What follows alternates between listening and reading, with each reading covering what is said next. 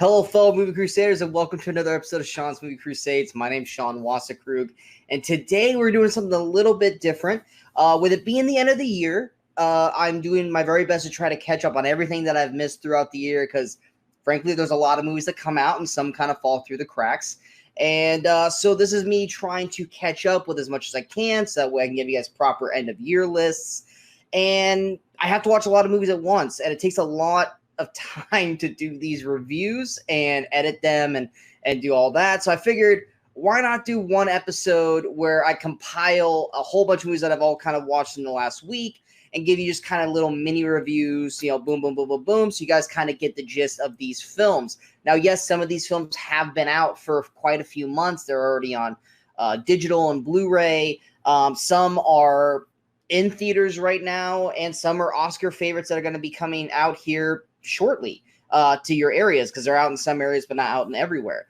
So this is kind of a mini, like a mass mini review of 7 films that I have seen here in the last week or so. We're just going to kind of go through them one by one. If you are interested in a certain film, feel free to check out the information box below the video. There will be timestamps for each review, so you can just jump to the one you want to listen to. Or if you want to listen to all 7, feel free to do that, because, yeah, that's what I'm doing.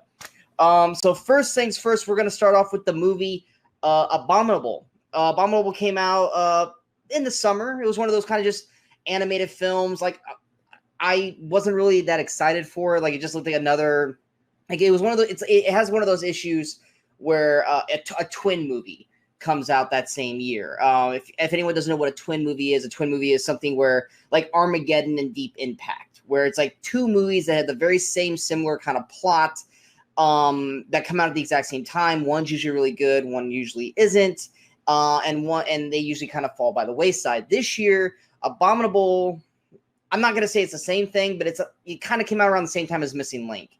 I didn't see either film because neither one really appealed to me, but I had heard great things about Abominable. Abominable, basically the general plot of Abominable is it's 3 teenagers must help a Yeti return to his family while avoiding a wealthy man and a zoologist who want it for their own needs. That's the basic gist of Abominable. Now, Abominable, it's great. Definitely one of my surprise films of the year. It's incredibly charming. The visuals are fantastic. It looks gorgeous throughout.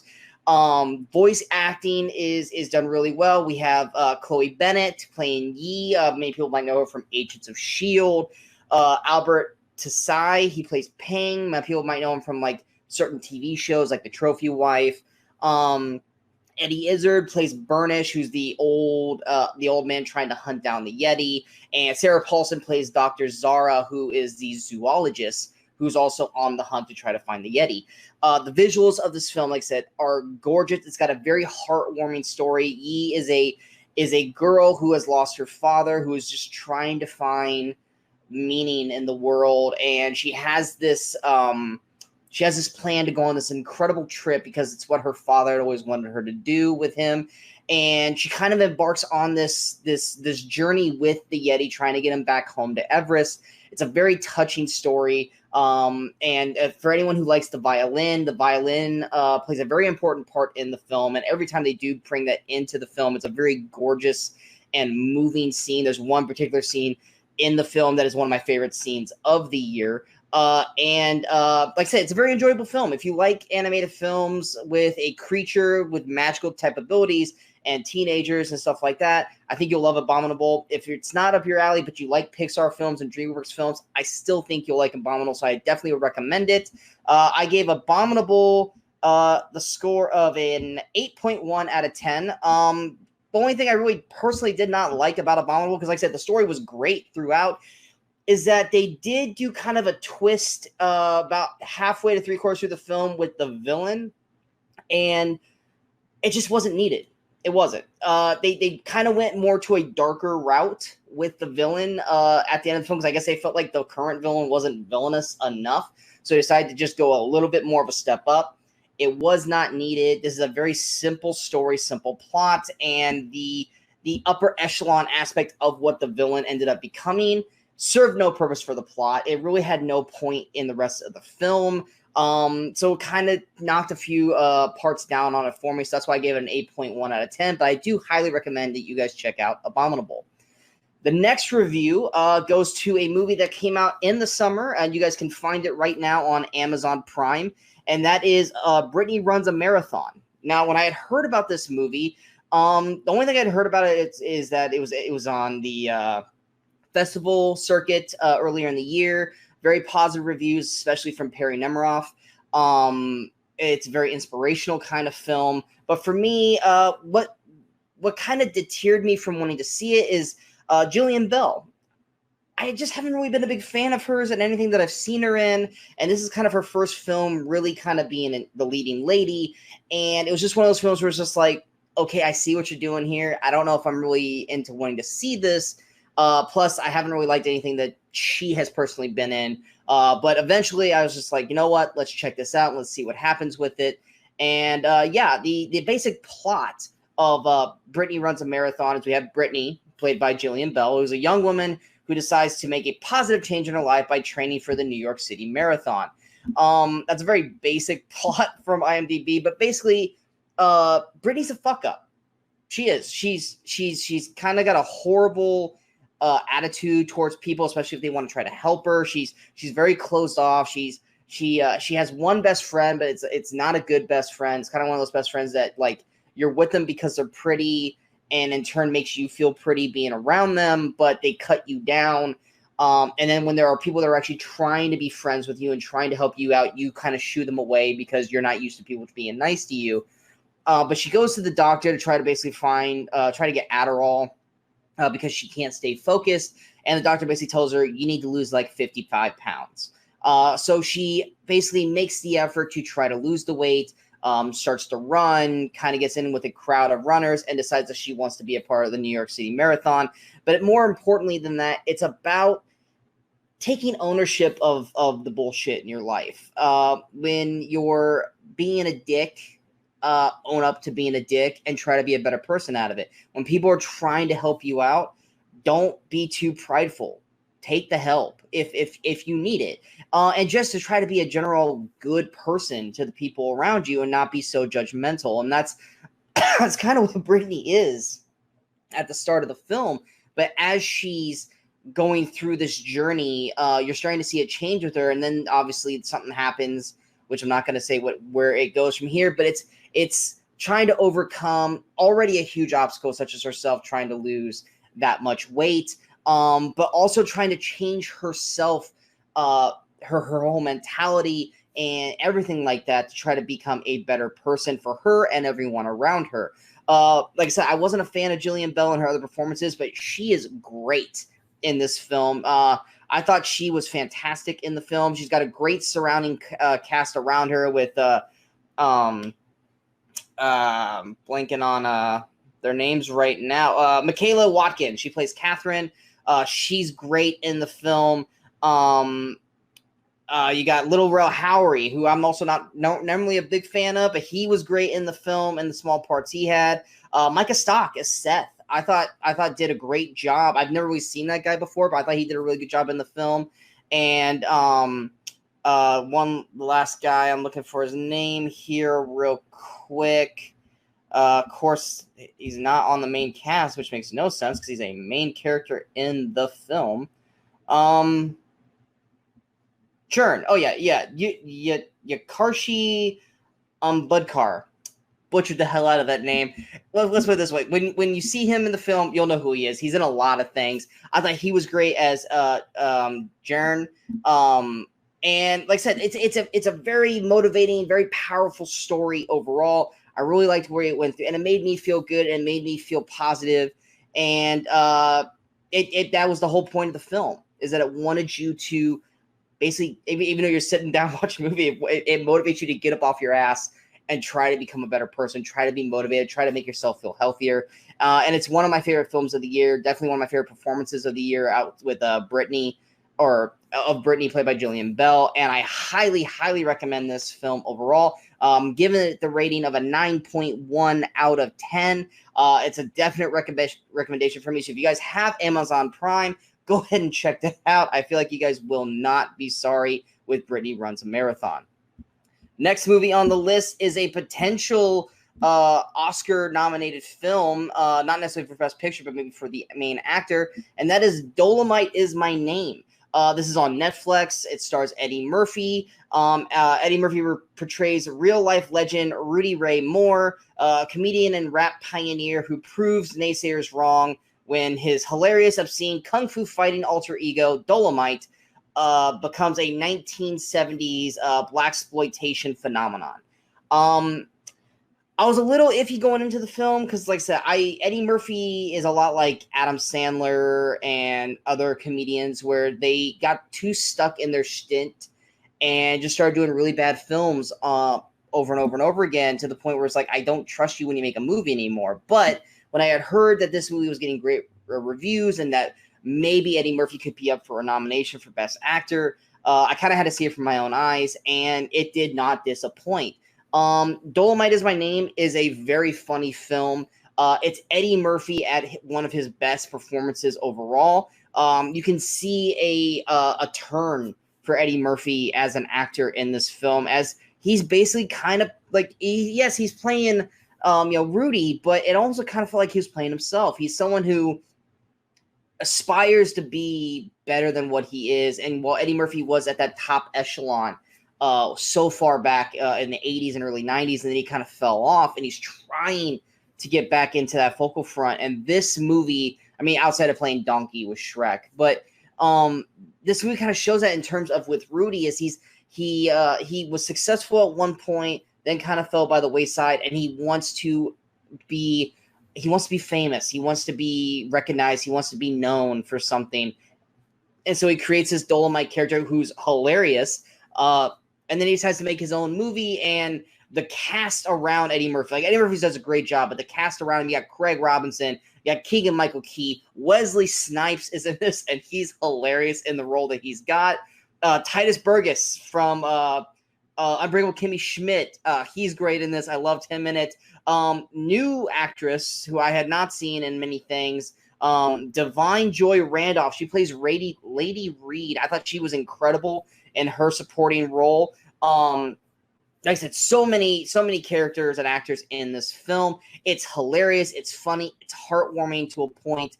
I highly recommend Dolemite Is My Name. I think it is a very, very good film overall, which why it gets the review score of an 8.4 out of 10. Like I said, real enjoyable film.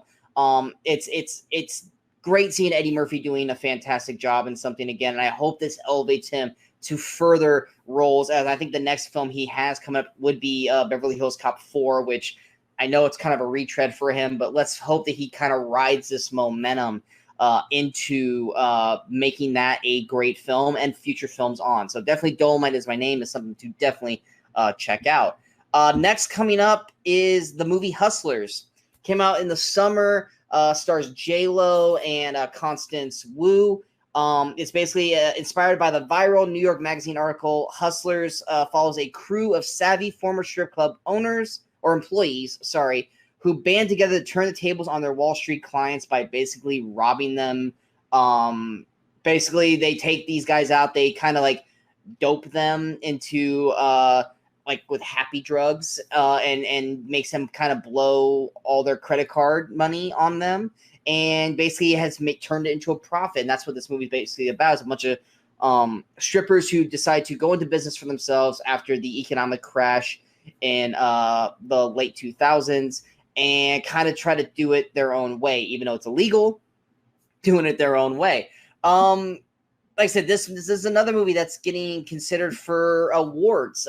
J-Lo, a lot of people think that she should be nominated for her performance in this film as Ramona. She's fantastic in this film. This is definitely one of my favorite J-Lo performances, and her introduction to the movie, her first dance performance as Ramona. Wow. J-Lo's 50 years old. First off, she don't look 50. she's the best looking 50-year-old I've ever seen. But yeah, her introduction to the film is a highlight of the year. Yes, you can call me a pig. I mean, because it is a stripping scene. I mean, she doesn't get naked. I mean, she basically stays in bra and panties the entire time. But the performance is amazing. It's jaw-dropping, and it definitely is the highlight of the film. Constance Wu plays Destiny. She puts on a great performance, even though she's got a horrible haircut throughout the entire film for the most part. Other standout performances, Julia Stiles, she plays the reporter who's interviewing them for that New York Magazine article. You got Kiki Palmer, she plays Mercedes. You got Lily Reinhart, plays Annabelle. Like I said, they're kind of the main strippers that are kind of working with J-Lo and Constance Wu in the movie.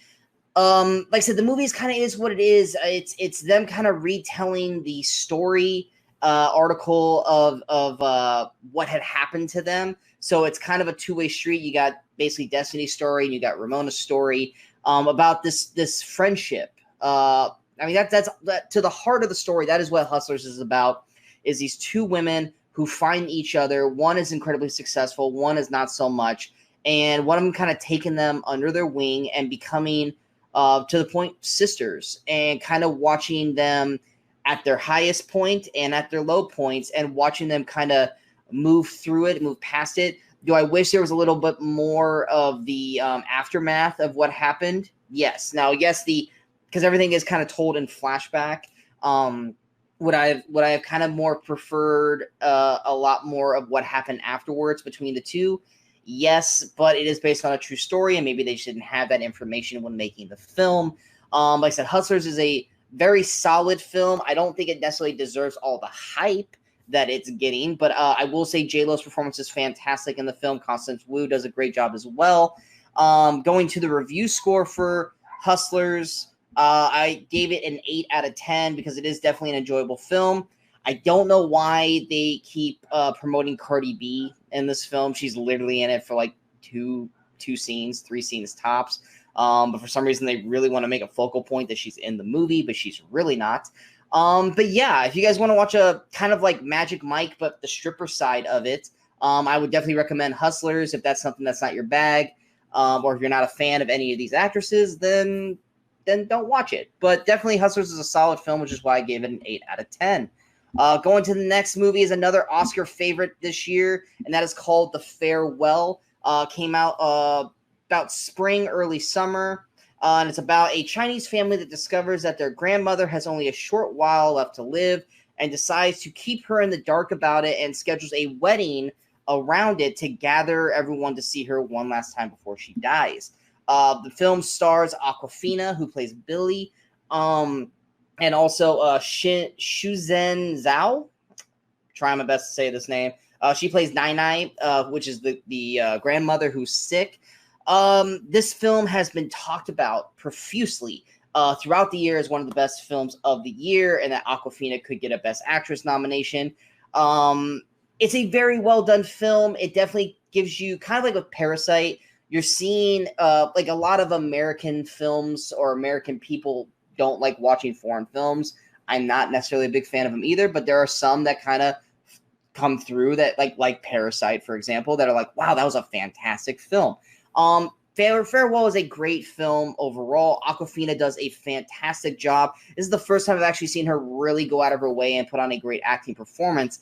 Not to say that Awkwafina is a bad actress. I like her in a lot of things that she's in. It's just she's just kind of always like playing the jokey kind of one-note kind of character. But in this film, we finally see Awkwafina as the great actress that she is capable of being as Billy. She's kind of the emotional blanket to the family. She's the only one in the family that really shows emotions.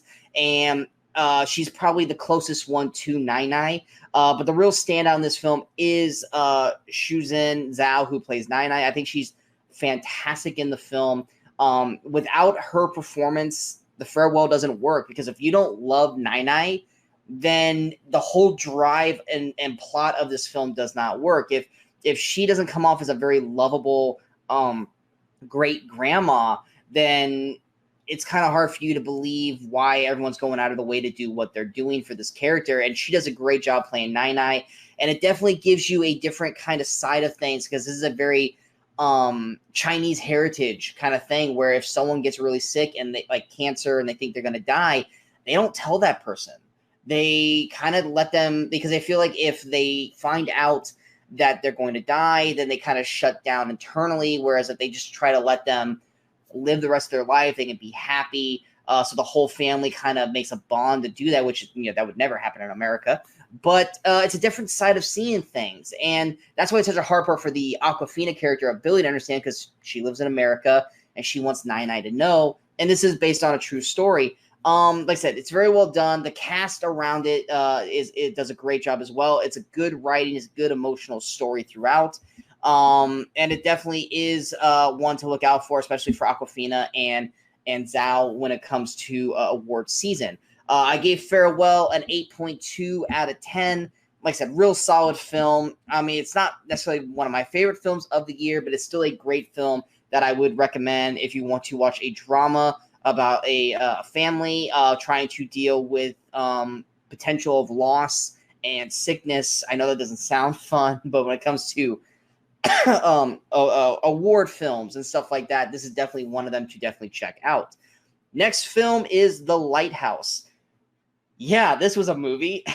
The Lighthouse basically is the story of two lighthouse keepers who try to maintain their sanity while living on a remote, mysterious New England island in the 1890s. The two lighthouse people are Willem Dafoe and Robert Pattinson. It's done completely in black and white and in 4:3 aspect ratio, so it kind of looks very old in a sense. They kind of try to do that based on the 1890 settings. The director, Robert Eggers, he has a very, very unique eye when it comes to shooting films.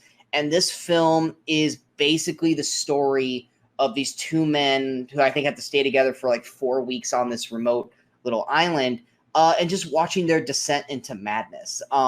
It's very creepy in certain situations. The way Eggers shoots this film is a very horror film-esque type of visuals. There are some disturbing images, but a lot of it you don't know if it's real or if it's just in their minds. And when we hit that breaking point in the film where these two literally do start to lose their sanity, it is some of the best acting performances of the year between Pattinson and Dafoe. They work brilliantly off each other, and even though their insanity or their breaking of their mental state can come off kind of comical, you're watching two actors doing phenomenal work, all the way up to the batshit crazy end that it goes down to. Like I said, this movie's not going to be for everybody. It's definitely an artistic kind of film. I would probably say about 6 out of 10 people are probably not going to like this movie. It's probably not up their alley. But for the people who appreciate and love film, how it's shot and how it's written, and how the acting of two actors who literally only have themselves to work off of and their mental stability breaking down as it goes, this is definitely one of the better films to see that in. Because of that, I gave Lighthouse an 8.4 out of 10. I think it's visually, because of the black and white and the 4:3 ratio, it's visually stunning. It's artistically horrific in its own sense. And it's got two brilliant acting performances by Dafoe and Pattinson. And for people who like that kind of stuff, I strongly recommend it. But that movie is definitely not for everybody. The last film on this review is going to be The Report. And that is also on Amazon Prime. And that is starring Adam Driver. And he plays idealistic Senate staffer Daniel Jones is tasked by his boss to lead an investigation into the CIA post 9/11 detention and interrogation program and uncovers shocking secrets. So this is based on a true story. It's got a stellar cast behind it.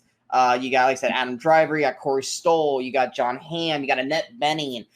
You got Michael C. Hall, Maureen Tierney. There's just so many people in this film. It's incredibly well acted for everyone in the film. I think they all do a great job. And it's a very good movie. The problem is that it's also a very dry movie. If you're not into political stuff, if you're not into interrogation, torture, war kind of stuff, you're probably not going to have a fun time watching this movie. And that's not to say that this movie's bad. It's just that you kind of have to be in that kind of mindset with that kind of movie when you're watching it. And if you're not, it's going to be kind of hard to get through. If you're a fan of something like House of Cards or West Wing or anything like that that's very political, this movie's going to be right up your alley, and I would strongly, strongly recommend that you guys check this out. Like I said, because the performances alone are fantastic from everyone in this film. But if you're not into the kind of the subject material that it's in, it's probably not going to be the film for you because it can get very dry, especially towards the middle to the late end of the film. I do give the report, a 7.4 out of 10 because of the performances. But overall, yes, it can come off very dry if you're not up or if you're not into that kind of subject matter overall.